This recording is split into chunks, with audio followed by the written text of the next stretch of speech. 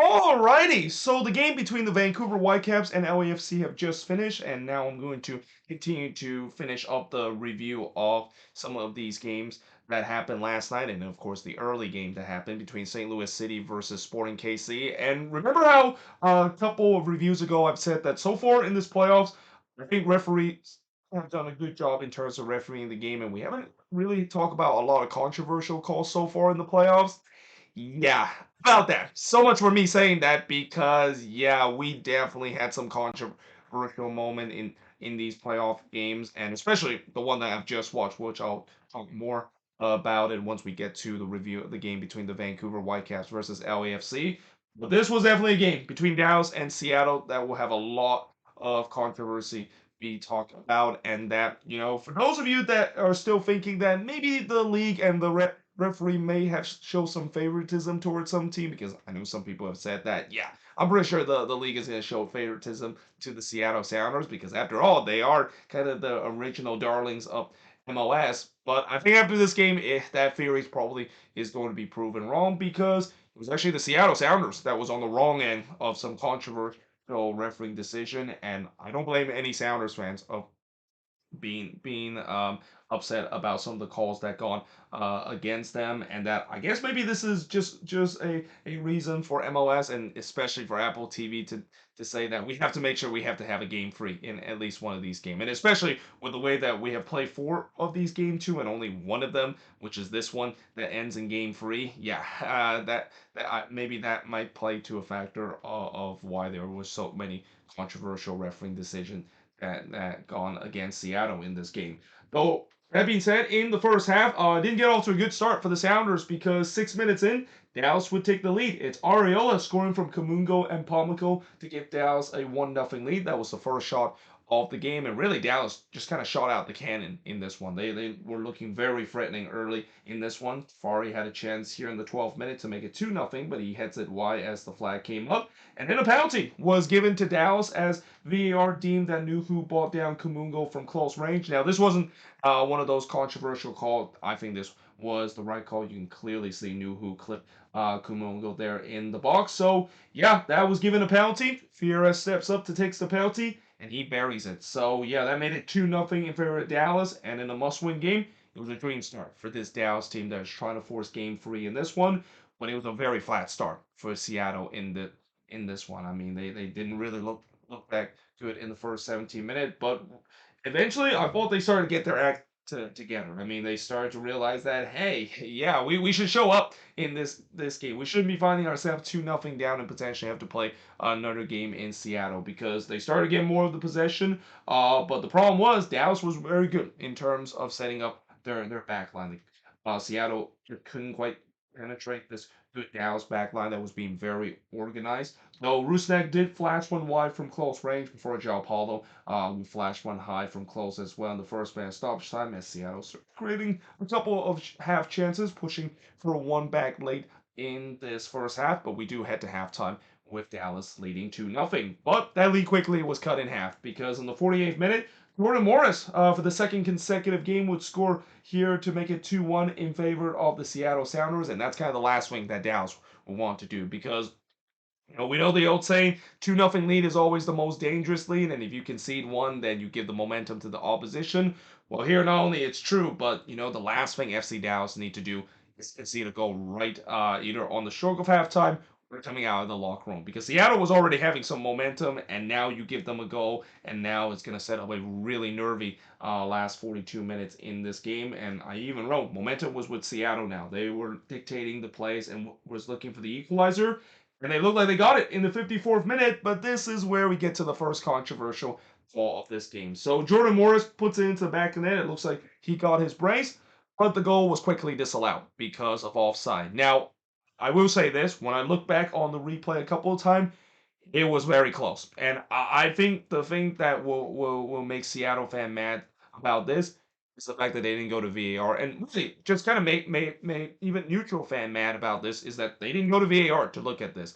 And I think that was close enough where I feel like they should have gone to VAR to look look at it. I mean, I don't know if they were going to overturn that call because it was just so close. It's just kind of one of those gray area where I won't be surprised if that one is going to be overturned, and I also won't be surprised if it will be with Stan. And it's also kind of one of those areas where I don't think it's going to satisfy either fans, depending on what the call is. The fact that what bothers people is the fact that they didn't go to VAR. And I know there are some occasion where maybe a referee rely on VAR way too much and kind of delay the flow of the game.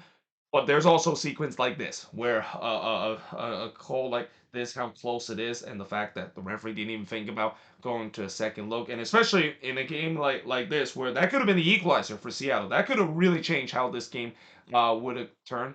Yeah, that's gonna frustrate a lot of Seattle fan, and kind of frustrates me too because again, I feel like they should have gone to VAR and at least checked to see whether indeed if there was a clear and obvious mistake or the fact that it was the right call in the end.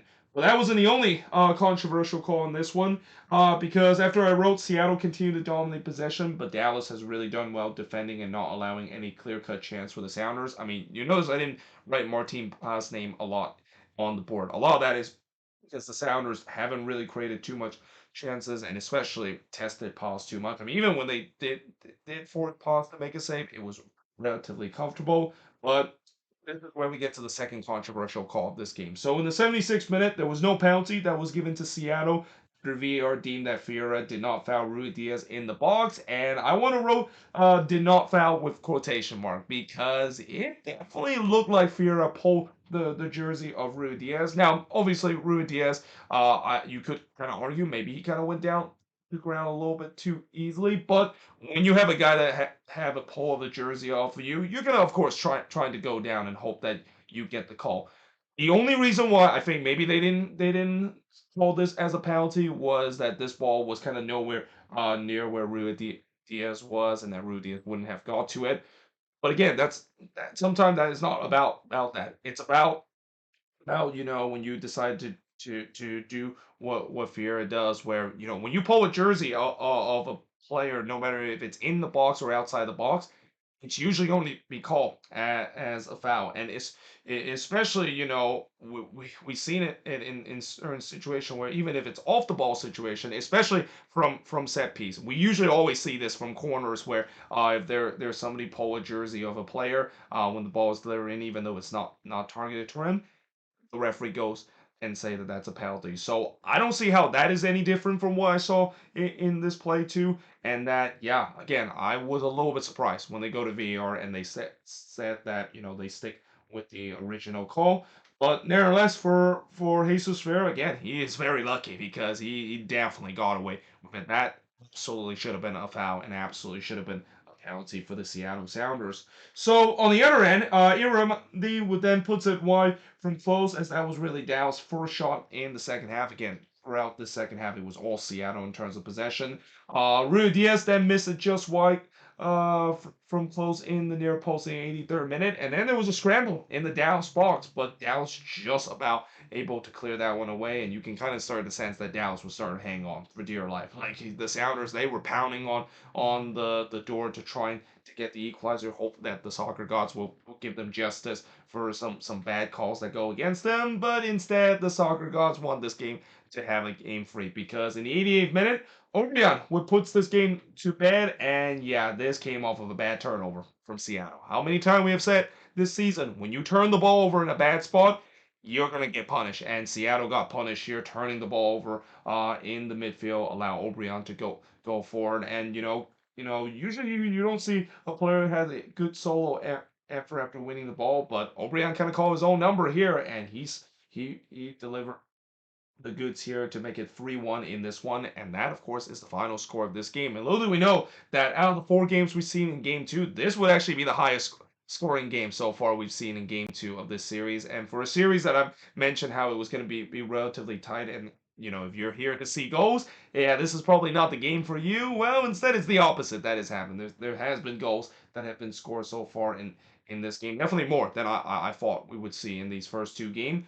One thing for sure is that this is going to go to game free, and that we're going to have at least one game free in Seattle, and that's going to please Apple TV and MLS because of more money that could be used. But in terms of shots in this one, 8 shots per 11 that Seattle has, 5 shots on goal per the 3 that Dallas had, 3 shots off target per the 6 that Seattle had, 6 shots as blocked per the 2 that Dallas had, and possession-wise, 62% possession compared to 38% possession that Dallas had. And again, Seattle, again, I think they have every right to be mad out of this game, but they just got to move on from it. I mean, they need to focus in terms of game three now back in Seattle. Hopefully, they can finish off Dallas, which is something that they have done pretty well against this team. I mean, I think they mentioned that Dallas have not won against Seattle in the previous 16 games at Lumen Field, and Seattle is looking to try and hope to extend that into 17. But still, Dallas, they'll be happy coming out of this game. I mean, it wasn't a really pretty game, and especially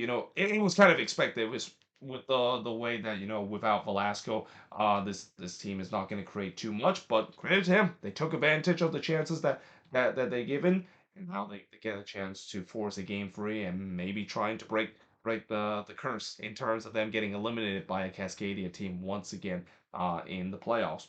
But there you have it. That is pretty much it in terms of talk about this game. Let me know in the comments below, what do you think of this game? As again, we're definitely gonna get a game free now, and of this one, I think it's gonna be Friday that this game is gonna happen in terms of game free. But nevertheless, hope you guys enjoyed this video. If you do, make sure you guys leave a like, smash the subscribe button, and yeah, I of course will see you guys next time.